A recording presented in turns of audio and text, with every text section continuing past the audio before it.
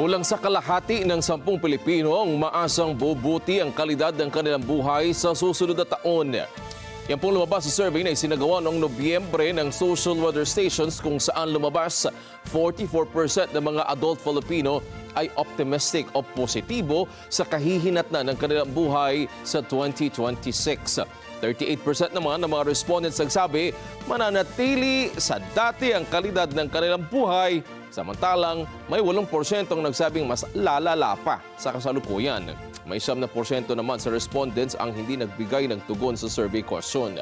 Isinagawa ang nationwide face-to-face survey mula noong November 24 hanggang 30 na niluhukan ng 1,200 mga respondents mula edad 18 pataas. 300 bawat respondents ang kalahok sa survey mula Metro Manila, Balance Luzon, Visayas at Mindanao.